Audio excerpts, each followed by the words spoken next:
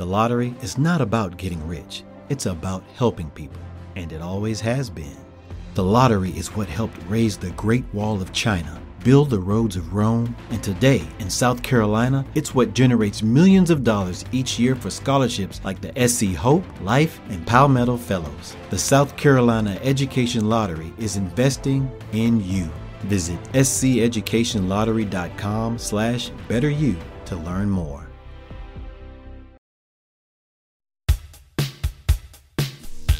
Bienvenidos a Sonidos de Psicología, el podcast del Colegio Oficial de la Psicología de Madrid. Un espacio para entender la psicología y el mundo que nos rodea.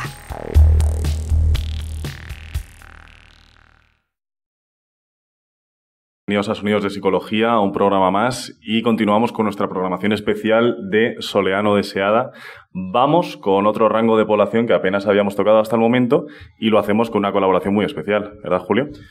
Hola Álvaro, hola a todo el mundo. Sí, hoy contamos con una profesora universitaria, con Berta Usín, profesora de la Universidad Complutense de Madrid y además experta en población envejecida. Da clase allí en el máster, en el grado, y es una de las autoras principales de un artículo publicado en la Spanish Journal, una revista editada por el Colegio y la Universidad Complutense de Madrid, sobre las variables sociodemográficas y la salud mental en la población adulta de mayores de 65 años. Hola, Berta. Hola, muy buenos días a todos. Bueno, Berta, lo primero, muchas gracias por venir. Ya hemos hablado un poquito acerca de soledad no deseada en otros programas, vamos analizando cosas, vamos conociendo variables y en el artículo digamos que vosotros comparáis un poco la soledad no deseada con ciertas variables sociodemográficas y de salud mental e intentáis ver qué relación hay entre ellas en personas que tienen más de 65 años, ¿verdad? Sí, efectivamente. Bueno, sí, en realidad lo que pretendíamos un poco es eso, ¿no? Lo que te has comentado, pero también intentábamos como tener algo novedoso en este estudio, que era sobre todo tener una muestra un poco representativa, ¿no? Porque las estadísticas de las encuestas vais a ver que pues, oscilan, ¿no? Desde porcentajes, ¿no? De soledad en 9% hasta 45%, es decir, varía mucho, ¿no? Entonces, en realidad lo que veíamos es que estudios precedentes, pues las muestras no eran representativas, sobre todo no recogían los mayores de 85 años y sobre todo dentro de los 85 años no recogían hombres, ¿no? Casi siempre son mujeres las que se entrevistan y ya sabéis que también muchas entrevistas se realizan a través de formularios online, que realmente los que acceden son los mayores más jóvenes, ¿no? Y bueno, y por otro lado también queríamos salvar un poco en este estudio pues, la metodología de cómo la mayoría de los estudios se utiliza un solo ítem, muchas veces para evaluar la soledad. Entonces también aquí queríamos utilizar una escala más amplia. Y luego también, claro, cuando se estudia las variables también de salud mental relacionadas con la soledad no deseada, normalmente en mayores se estudia la depresión prácticamente como única variable, ¿no? La sintomatología depresiva. Y nosotros queríamos estudiar la salud mental en general, es decir, utilizamos una entrevista diagnóstica estructurada, es decir, que tiene una fiabilidad, ¿no? muy buena, es decir, evaluamos todos los trastornos mentales, incluso una variable general que se llamaba algún trastorno mental. Un poco era lo que intentábamos salvar y frente a otros estudios, ¿no? Porque es verdad que se ha estudiado muchísimo esto. Claro, y bueno, estamos deseando que nos cuentes, digamos, la relación de todas esas variables con la soledad no deseada. Aquí hemos estado viendo durante muchos programas pues muchos tipos de soledad. Hemos empezado pensando que la soledad era una cosa y acabando pensando que era otra. Y creemos que es un momento perfecto para que nos hagas una distinción que vimos en el artículo que nos resulta muy interesante entre soledad, una dimensión social de la soledad y una dimensión emocional. ¿Cómo crees que cómo tratáis eso en el artículo? ¿Qué diferencia hay para que nuestros oyentes nos entiendan? Claro. Sí, o sea, nosotros en el artículo lo que evaluamos es la soledad emocional, que es la que últimamente se llama como no deseada, ¿no? Que sería ese sentimiento subjetivo de falta o pérdida de compañía. Es decir, la propia persona lo refiere, ¿no? Que no se siente bien con este sentimiento, ¿no? De soledad. La soledad social o más aislamiento social, que también se llama, sería más objetivo, es decir, la ausencia objetiva de esos contactos o de estas interacciones, ¿no?, entre la persona y la red social. Tú puedes estar socialmente aislado, ¿no?, o sentirte, o tener esa soledad más social, pero no sentirte solo. Uh-huh. Y hay una diferencia que no suele reflejarse en el castellano, que es la diferencia entre soledad y solitud, que en cambio en inglés se separa totalmente, ¿no? Lo que sería solitud en inglés y loneliness, por entenderlo, ¿no?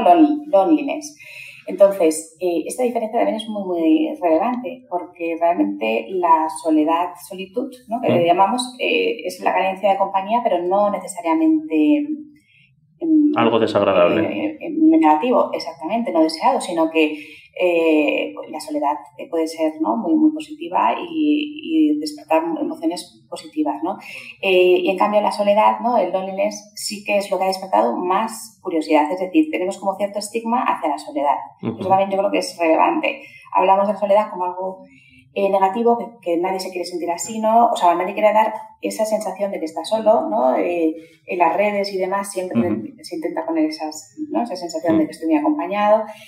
Y es verdad que cuando miras en las redes y en las imágenes, ¿no?, que aparecen, cuando buscas el término soledad, o sea, soledad en inglés loneliness, es decir, soledad negativa en población general, se suele ver una imagen muy diferente que la soledad, que la solitud en población mayor. Es decir, cuando buscas imágenes de soledad positiva en mayores no se encuentran. En cambio, soledad positiva en gente más joven sí que se encuentra. Es decir, por ejemplo, gente haciendo yoga, gente estando sola en retiro, ¿no?, de meditación. Eso, las imágenes suelen estar más asociadas, esa soledad positiva, a otros rangos de edad, ¿no? En los mayores es de esta manera. Y lo mismo con el aislamiento social. Cuando buscamos imágenes de aislamiento social en mayores, tendemos a pensar en una persona aislada porque no tiene problemas de movilidad, tiene problemas de audición, está aislada porque han tenido que ir los servicios de emergencia a atenderla. En cambio, el aislamiento en más jóvenes o población que no es mayor, se tiende a ver más como un aislamiento más, pues, por las redes, ¿no?, porque estoy metido en las nuevas tecnologías, ¿no?, de la información. Es decir, hay ahí un sesgo grande, ¿no? Por un lado, la soledad, ¿no? Parece que no está bien vista, ¿no?, cuando en realidad puede ser un proceso, ¿no?, creativo y maravilloso. Y cuando se ve como solitud, como algo positivo, se ve sobre todo en menores de 65. Es decir, los mayores hay que cambiar un poquito esa mirada, ¿no? Y como los mayores también pueden estar plenos solos, ¿no? Que es un poco esa contradicción que a veces parece lo que hay muchos mayores viviendo en soledad en Madrid, por ejemplo, pero no significa que se sientan solos, ¿no? Que viven más en solitud, entiendo. Pueden vivir en solitud, siendo mayores, sí. Joder, qué interesante, Beata, muchísimas gracias. Antes has hablado, ahora cuando nos estás contando esto, has hablado de esos objetivos del estudio, como cubrir esa falta dentro de la metodología en los estudios de loneliness, ¿no? Cuando hemos estado leyendo artículos para todo este proyecto, para hacer las entrevistas, vemos que hay no solo resultados muy dispares, sino explicaciones muy dispares sobre la relación entre la edad y la soledad no deseada. Es decir, algunos artículos hablan de la pérdida de redes sociales, de la pérdida de refuerzo, y sin embargo hay otros artículos que no van para nada por ahí y hablan de otro tipo de variables como la inteligencia social y otro tipo de capacidades. ¿Tu hipótesis sobre esta diferencia entre las explicaciones y entre esta relación va por no errores, pero las discrepancias metodológicas o por otro camino? A ver, yo creo que todo que tiene que ver, todo lo que has dicho es, ¿no?, en parte cierto. Lo que sí que es verdad es que creo que faltan muchos estudios longitudinales. Es decir, estamos evaluando la soledad en momentos muy concretos de la vida de las personas, ¿no? Normalmente en la vejez y ahora en los más jóvenes, ¿no?, desde el COVID. Pero si haces un estudio longitudinal y un seguimiento, ¿no?, en ese sentido, que lo han hecho con muchos estudios, o sea, yo conozco solo un metaanálisis de 75 estudios que han podido evaluar la soledad en la misma persona a lo largo de de diferentes periodos de la vida, ahí se observa que no en todos, pero en el metaanálisis un poco la conclusión es que la soledad se puede parecer más a un rasgo un poco constante de la personalidad. Es decir, el que se siente solo de joven, ¿no? Te va a sentir solo probablemente con 40, con 50, es decir, tienes como esa tendencia a sentirte solo, ¿no? Igual que otra persona a lo mejor desde muy joven disfruta estando solo, ¿no? Y es probable que esa misma persona de mayor, con 80 años, también siga disfrutando. O sea, por un lado eso es cierto. Es decir, hay que ver que la soledad está asociada a la edad, pero solamente, pues eso, ¿no? Un porcentaje, ¿no? Que pueda explicar a lo mejor esa variabilidad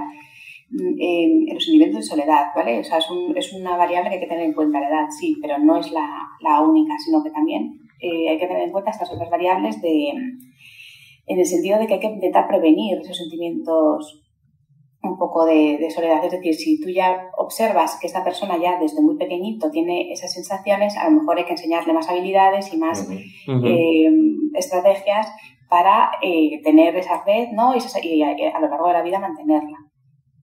De todos modos, esos estudios también observan que aunque se mantiene bastante en línea, ¿no? Esos sentimientos de soledad a lo largo de la vida, hay una pequeña curva de U invertida, en la que se observa precisamente que los más niños y los más mayores, o al principio y al final de la vida, es cuando menos sentimientos de soledad se tiene. En esos estudios, siempre os digo que están infrarrepresentados los mayores de 75 y los hombres sobre todo. Y eso lo explican, pues, por un lado, porque de niño, como que, claro, o sea, estás no totalmente acompañado, en la mayoría de los casos, ¿no? Tanto en el colegio, en el hogar y demás, y los mayores ya, como que la explicación que dan un poco, ¿no? En esos estudios sería, pues eso, que ya has aprendido como a el sentido de la amistad, ¿no? Y sabes lo que quieres y aunque tengas 2 o 3, porque ya has ido perdiendo, pero son los que realmente para ti tienen sentido y te reconfortan. Bueno, luego a lo largo de la vida se ve que es verdad que es más o menos constante, pero que hay momentos de más riesgo, ¿no? Pues, como puede ser la primera juventud, luego ya cuando estás en la madurez que tienes hijos y demás, ahí se ve que es un factor de protección, ¿no? Lo de la familia, y luego pues es verdad que luego hay pérdidas que se asocia más a la edad, ¿no? Es la otra hipótesis, ¿no? Que tú comentabas que también es cierta. Es decir, si tú con el tiempo vas perdiendo capacidades, ¿no? A cualquier edad te supondría un reto y seguramente sintomatología depresiva y seguramente vas a dejar de hacer cosas, ¿no? Por esta discapacidad. Imagínate que empiezas a escuchar menos, empiezas a leer peor, empiezas a poder moverte peor.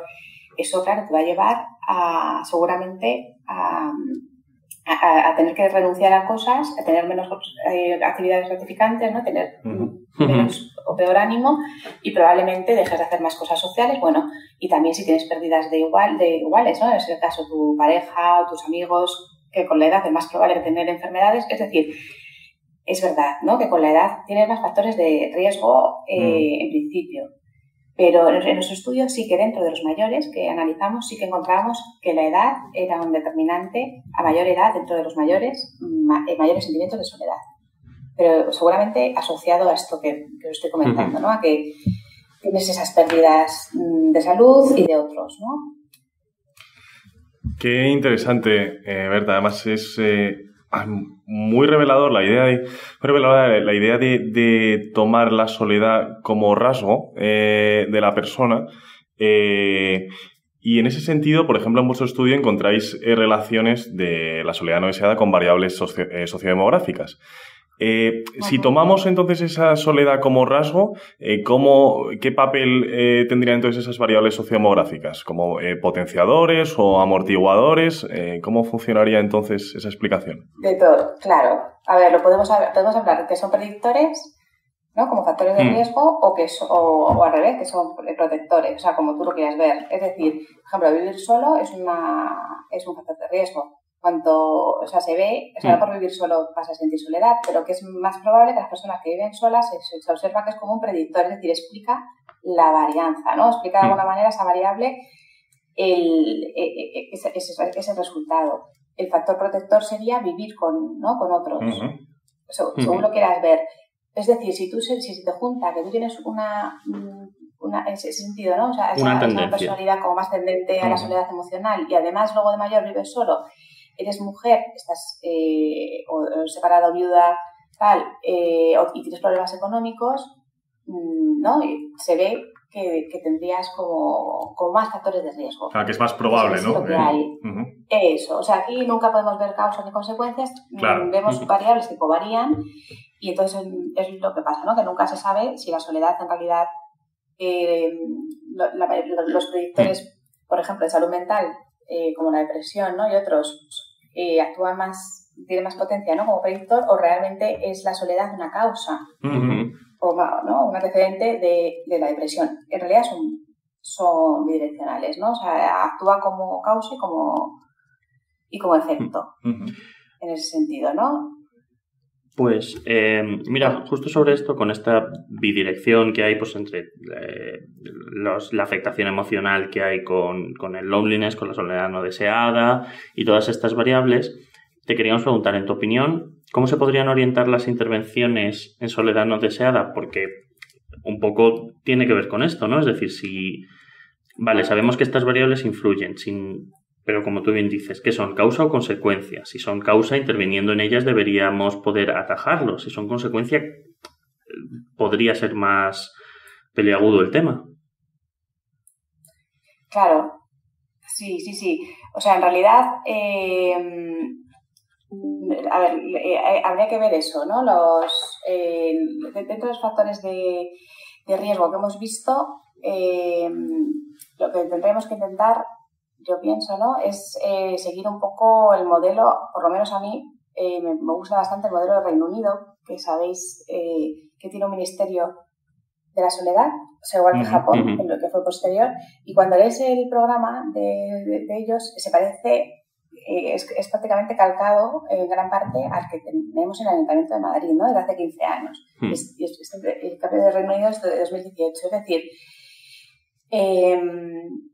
lo que se intenta es, sí, por un lado, mantener todas las redes, o sea, hacer como prevención, ¿no? Que es lo que tú decías. Por un lado, para prevenir todo lo que serían servicios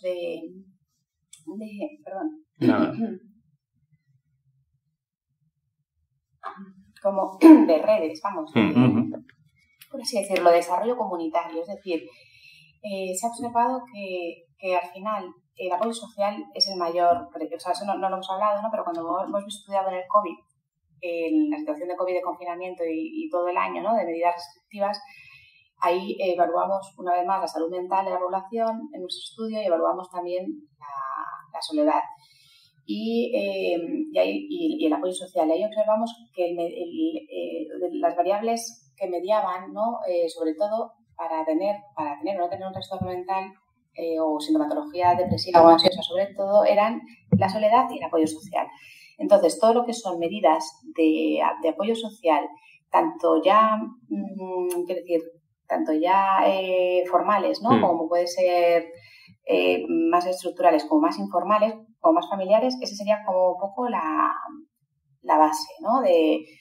Desde mi punto de vista. Es decir, todo lo que son lo que serían las sociedades más mediterráneas nuestras y todo lo que es desarrollo comunitario.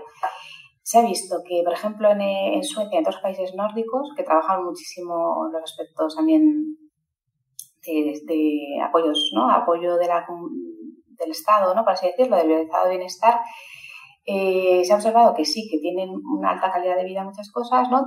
Pero al final se han vuelto individuos solitarios, porque al final es la red formal la que te está, es decir, el Estado es el que te está satisfaciendo las necesidades que tú tienes, ¿no?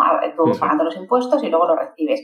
Entonces, no son tan necesarias esas redes de apoyo para cuidar a tu hijo.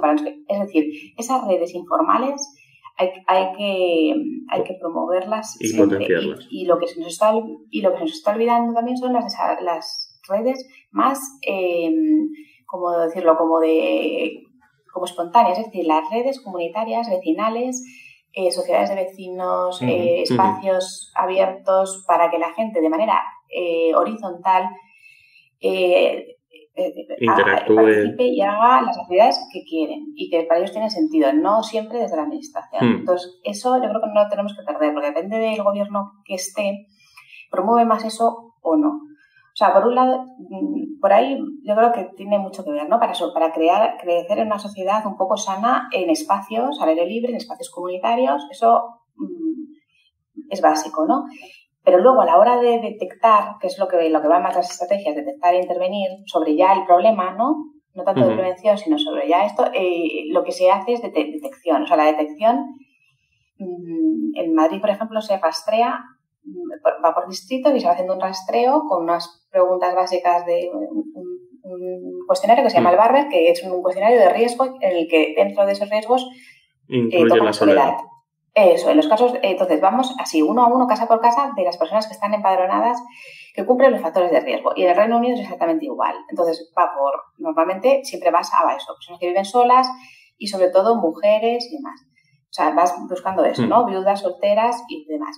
Y luego, por otro lado, está el sistema de radares, que en Barcelona está el sistema radares, pero que es lo que también mejor funciona. Es decir, empleas el sistema de radares que sería de manera, pues desde los servicios sociales, por ejemplo, de cada zona, de cada barrio,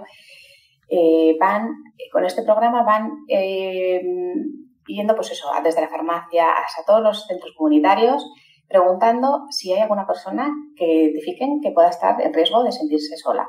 O sea, como una evaluación social.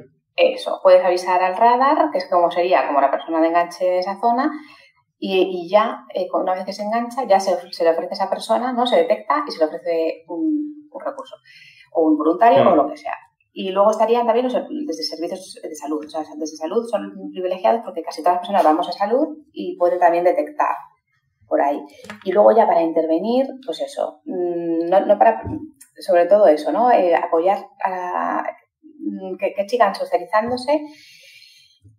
Cuando pones a un voluntario, normalmente que lo que intentan todas estas iniciativas es que la persona se case con esa persona, es decir, que sea alguien similar a ti, que también hace aproximaciones psicológicas que también se han visto que son efectivas, cognitivo-conductuales, como de habilidades de entrenamiento, de habilidades sociales y de cómo planificarte el tiempo, bueno.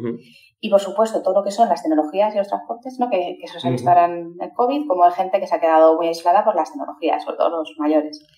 Y luego, muy, muy importante, todo lo que son, lo que os decía, las aproximaciones vecinales, es decir, todo lo que es intergeneracional, es decir, todo lo que pueda ser actividades intergeneracionales, como el Vive Convive, y luego promover viviendas colectivas, o sea, lo que es el cohousing, que últimamente ya se empieza a hablar, pero que muy poco todavía en España, no solo cohousing como tal, ¿no? Sino también pisos compartidos, es decir, porque cuando nos hacemos de jóvenes vives en pisos compartidos, pues quizás también de mayor, no solo por temas económicos o cuando lo necesites, ¿no? Sino simplemente para socializar esa opción, ¿no? De pisos compartidos. Yo creo que también se tiene que ir cambiando un poco el chip en ese sentido, ¿no?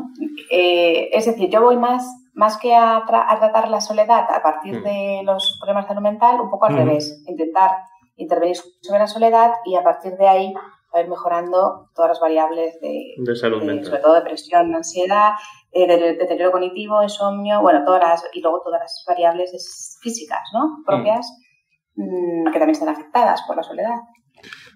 Súper interesante, Berta. Yo creo que hemos sobrevolado muchos puntos y en algunos te has metido de lleno y hemos aprendido un montón en esta parte de intervención, en esta parte de cómo ver la soledad, ¿no? También desde otro punto de vista.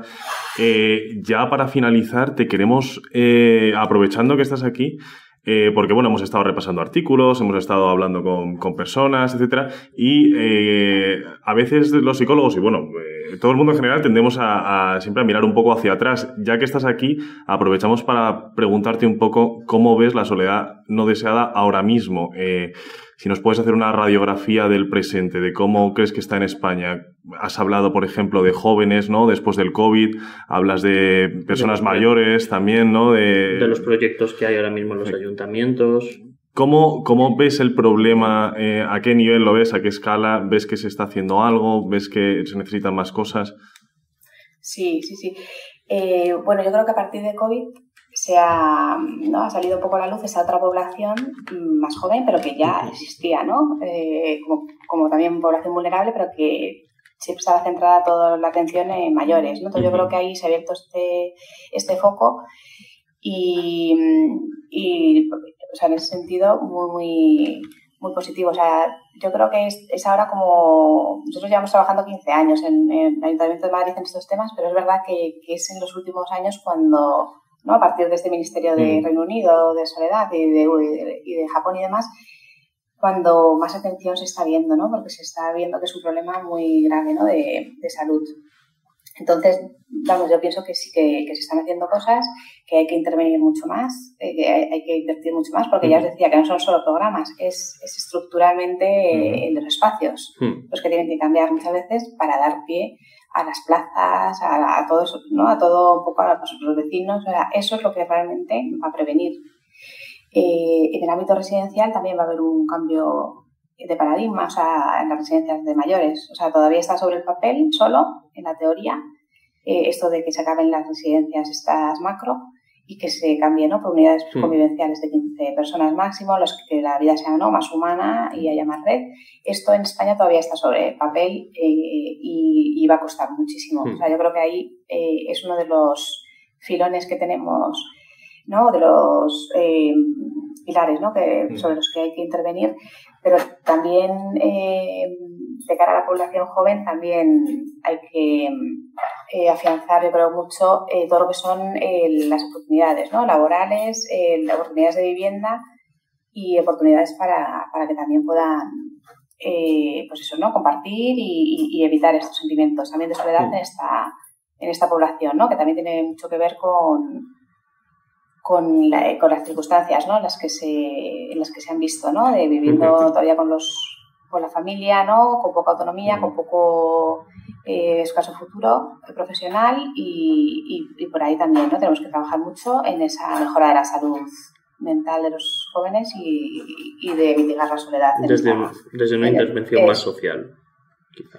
Eso sí, pero vamos, que los porcentajes ya os digo que son tan variados, ¿no? De ese sentimiento. O sea, que yo creo que se está intentando hacer mucho por sistematizar qué es soledad, qué entendemos, ¿no? Cómo lo medimos, porque realmente un artículo muy reciente que he leído acerca de eso, ¿no? De las críticas a los instrumentos de soledad es que incluye muchos ítems que no son soledad.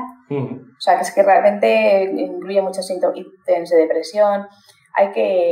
Pero bueno, yo me quedaría un poco con la idea de vamos a cambiar los espacios, dar más, que el trabajo sea más, ¿no? Que tengas más horas para compartir, es decir, también es mucho estructural, es decir, hay que ver la soledad también desde el punto de vista político y hacia dónde va, ¿no? Este sistema tan, ¿no? capitalista, hacia dónde vamos, ¿no? Porque vamos hacia el individuo aislado, ¿no? Consumiendo y muy solo, ¿no? Entonces hay que atajar el problema de la soledad desde todos los palos, ¿no? No solo los psicológicos, sino todos. Todos. Y muy importante ¿no? El macro, político y demás. Joder, Berta, pues muchísimas gracias, la verdad. Estamos un poco... no abrumados, pero joder, qué gusto da poder hablar con alguien que sabe tanto y sobre todo que lo expresa tan bien. Y creo que nuestros oyentes van a estar tan encantados como nosotros y van a haber aprendido tanto como nosotros. Así que queremos darte las gracias. Que ayude a reflexionar y ya os digo que yo siempre estoy haciendo estancias para ir a ver a otros países lo que hacen, porque cada país también tiene sus particularidades y sus ideas muy buenas, y lo que también he observado cuando viajas y ves otras cosas es que no hace falta tanto dinero. O sea, es verdad que para lo estructural sí, pero muchas veces son ideas, ¿no? De cómo, por ejemplo, ya termino, en Japón, por ejemplo, hay un programa en Tokio que es para unir, para poner en relación a mayores que viven solos y que se sienten solos con mujeres madres solteras que también necesitan un poco, o sea, que también se sienten a veces esa necesidad de apoyo social y todo lo que hacen es, pues eso, como un poco en el mismo barrio y tal, pues se apoyan mutuamente. Es decir, el mayor puede, si un día está malo el niño, se queda con él y al revés, si tú necesitas que te acompañe al médico, se organizan. Es decir, y eso no cuesta, es solamente pensar, y muchas veces eso, ¿no? Es pensar en qué se necesita y siempre preguntar a la gente lo que necesita, ¿no? No dar por hecho, ¿no? Que sabemos lo que necesitan. Justo. Bueno, muchísimas gracias. Muchas gracias a vosotros, muchas gracias Berta, muchas gracias a nuestros oyentes por escucharnos y volvemos pronto con más Soledad No Deseada y más sonidos de psicología. Muchas gracias. Hasta luego. Gracias a vosotros. Chao. Esperamos que hayas disfrutado de nuestro podcast. Puedes acceder a todos los contenidos a través de iVoox, Spotify, Apple Podcast, Google Podcast, canal YouTube y en la web del Colegio Oficial de la Psicología de Madrid. Te esperamos en el próximo episodio de Sonidos de Psicología. The lottery is not about getting rich. It's about helping people, and it always has been.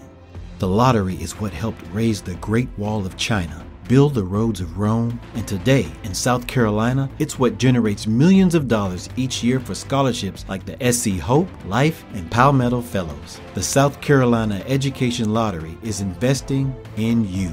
Visit sceducationlottery.com/betteryou to learn more.